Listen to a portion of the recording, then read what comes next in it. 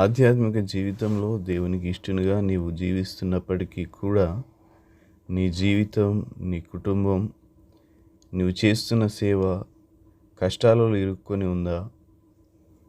నీవు నీ జీవితంలో యథార్థముగా, వాక్యానుసారముగా, పవిత్రముగా జీవిస్తున్నప్పటికీ కష్టాలు నిన్ను అల్లాడింపజేస్తున్నాయా? అసలు దేవుని బిడ్డలు దేవునికి అంగీకారముగా, దేవుడు ఆశించినట్లుగా పవిత్రముగా, పరిశుద్ధముగా జీవిస్తున్నప్పటికీ కూడా వారికి ఎందుకని కష్టాలు, శ్రమలు వస్తాయి? మీ ప్రశ్న ఇదేనా? అయితే కష్టకాలంలో, శ్రమలలో, ఇరుకు ఇబ్బందులలో నిజంగా మనం దేవుని మీద ఆధారపడతామా లేదా మనుషుల మీద ఆధారపడతామా అని ప్రశ్నించడానికి, పరీక్షించడానికి దేవుడు కొన్నిసార్లు కష్టాలను అనుమతిస్తాడు.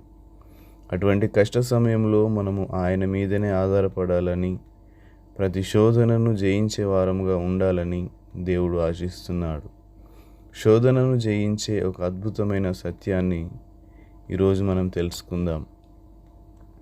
కుక్కకు ట్రైనింగ్ ఇచ్చే ట్రైనింగ్ ఇచ్చిన తర్వాత తన మాటకు లోబడుతుందా లేదా అని పరీక్షిస్తాడు. మొదటిగా బాగా ఆకలితో మార్చేస్తాడు. ఆ విధంగా ఆకలితో ఉన్న కుక్క దగ్గరకు చక్కని భోజనాన్ని, మాంసాన్ని తీసుకువచ్చి తన దగ్గరగా పెట్టి ఆ కుక్కను పరీక్షిస్తాడు.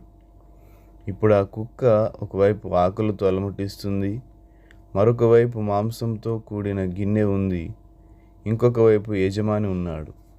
యజమాని తినమని చెప్తేనే తప్ప ఆ గిన్నెలో ఉన్నది తినడానికి వీలు లేదు. ఇప్పుడు ఎవరికి లోబడాలి? ఆ కుక్క బాగా ఆకలితో ఉండడమే కాకుండా గిన్నెలో ఉన్న మాంసం బహు ఆకర్షణీయముగాను, వెంటనే తినాలన్న మంచి వాసన వచ్చేదిగా ఉన్నది. మీకు ఒక విషయం తెలుసా? మనం వాసన చూసే దానికంటే కుక్క సుమారు 24 రెట్లు ఎక్కువ వాసన పసిగట్టగలదు. కాబట్టి మనం నడుచుకుంటూ వెళ్తున్నప్పుడు మన అడుగు జాడల వాసన కూడా పసిగట్టగలదు. ఇప్పుడు ఆ పరీక్షలో కుక్క గెలవాలంటే ఏం చేయాలి? నేను ఆకలితో అలమటిస్తున్నా, కానీ నా యజమానికి లోబడాలి. నా యజమాని మాటే నేను వినాలి. అదే నాకు క్షేమమని తలంచిన కుక్క తన కళ్ళ ముందే మాంసంతో నిండిన గిన్నె ఉన్నప్పటికీ యజమానిని సంతోషపెట్టాలని తలంచి బహు ఆకర్షణీయముగా కనిపిస్తున్న గిన్నె వైపు పొరపాటున కూడా చూడకుండా తన యజమాని వైపే చూస్తూ ఉంటుంది. ఒకవేళ గిన్నె వైపు చూస్తే ఆ ఆకలి తట్టుకోలేక అమాంతంగా వెళ్ళి తినేస్తుంది. కనుక తన యజమానిని సంతోషపెట్టే కుక్క తనను బహుగా శోధించే ఆహారం వైపునకు చూడక తన యజమాని వైపే చూస్తూ శోధనను జయించి నమ్మకత్వాన్ని నిరూపిస్తుంది. జయించడానికి కావలసిన ఫార్ములా కుక్కకు తెలుసు, కానీ ఈ లోకంలో ఉన్న పాపమును జయించడానికి కావలసినటువంటి ఫార్ములా మనం గ్రహించామా? ఎటు చూసినా పాపమే, ఎటు చూసినా లోక మాలిన్యమే.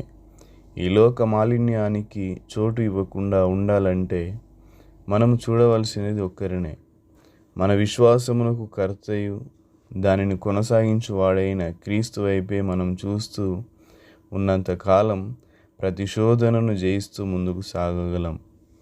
హెబ్రీలకు రాసిన పత్రిక 12వ అధ్యాయం 2వ వచనం.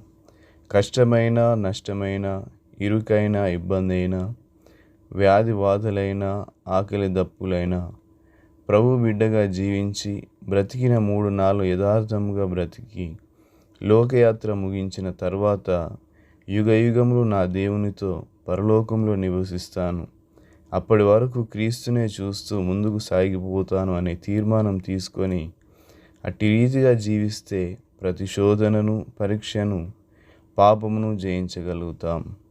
Thank you. God bless you.